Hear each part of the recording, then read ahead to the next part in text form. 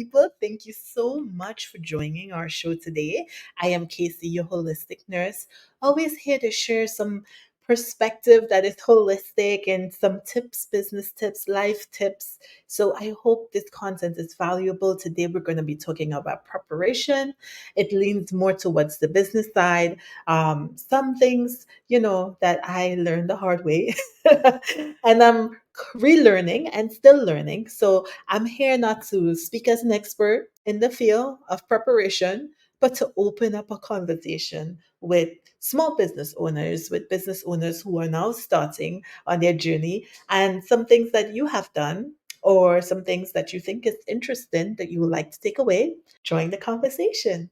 So the first thing about preparation, right, that I wanted to talk about is in business, at first, you start off and you just want a whole bunch of people. You want a bunch of clients. I would go and I'm like trying to talk to everybody, right? Then realize that in order to give really good quality, the quantity has to be less. You can't give good quality to everybody and everything because what's involved in good quality is preparation. And I'll give you an example. Like I said, I'm going to start back making videos, doing my YouTube channel.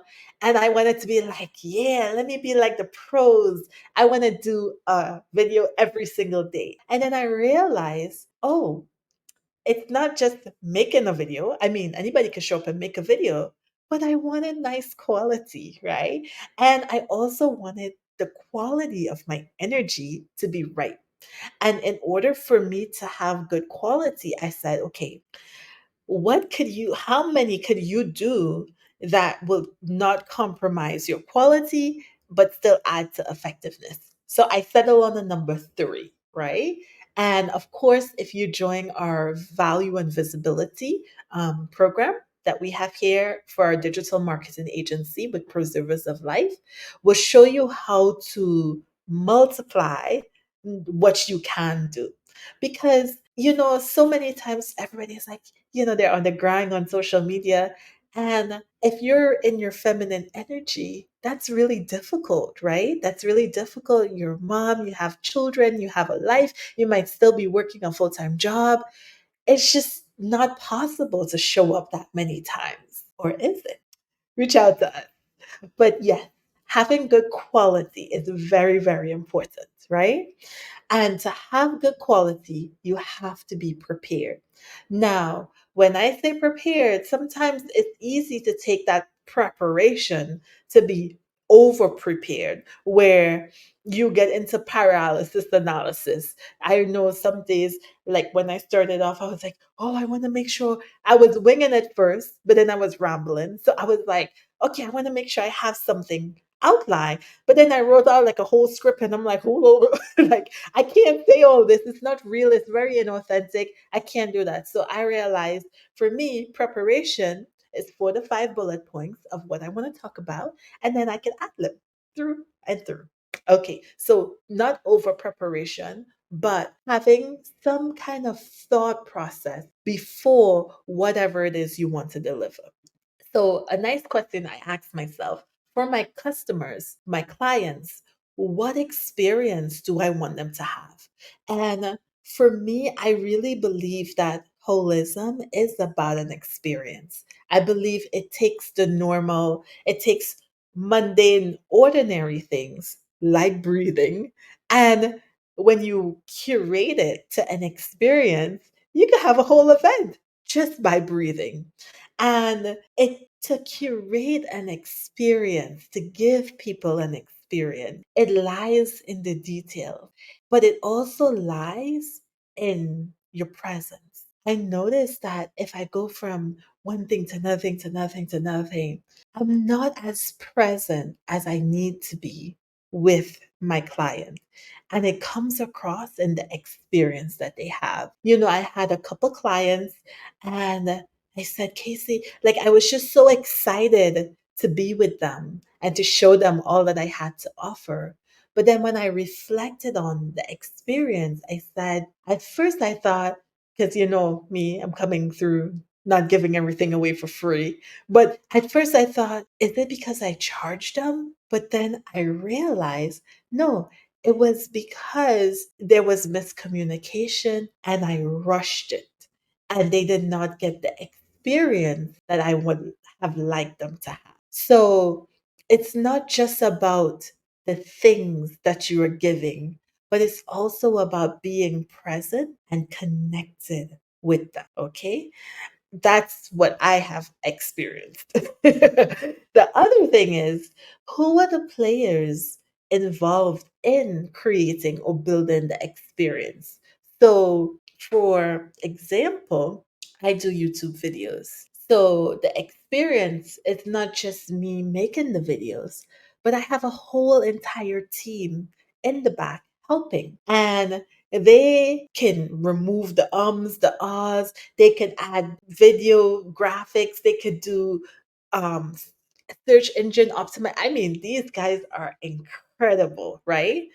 But those little things that they do, sprucing up and making the video beautiful as it is, adds to the experience, right? So you might not be doing video. If you are, give us a call, but you might not be doing video. Your thing might be an in-person event, right? So if you are hosting an in-person event, you might not want to be the ones registering people, greeting, handing out flyers, running the mic. You may want to hire a team to help you on that day so that your event could have the experience that people are coming for, which is you. You won't be so busy actually doing everything that people could actually interact with you, because I always say you are your business, not the thing, you are, right? People do business with people. And also, in creating and having people help you craft the experience, sometimes you may notice a collaboration. So you might say, I'm really short on funds to hire a team. But you may realize if you collaborate with other small business owners who probably could use the exposure of the people that you have invited, you can you could create an experience probably even better than money can buy, because it would be a collaborative experience. So just to give you, so many times we're thinking about the how, we forget about the who. The who do we need to be there? Who's the who will really help elevate this experience for my client? And then the last thing, trying to stay to 10 minutes a day, is the importance of reflection. Now, when I became a holistic nurse, this was one thing that stood out to me that was really, really overemphasized as opposed to regular nursing. And that's this point of reflection. So it is a slower type of nursing, it's a slower type of living, but it incorporated reflection. Meaning, after you have the experience, you think about what in this experience went well. Did I prepare well? For the next time, what are some areas I could beef up in my preparation? And what are some areas I don't need to prepare at all for? Yeah, I said it. Because sometimes if you prepare certain things, it might be too much. And it might come across like you're trying to sell, or sometimes, you will hear people say, you might hear people say they gave me more information than I needed.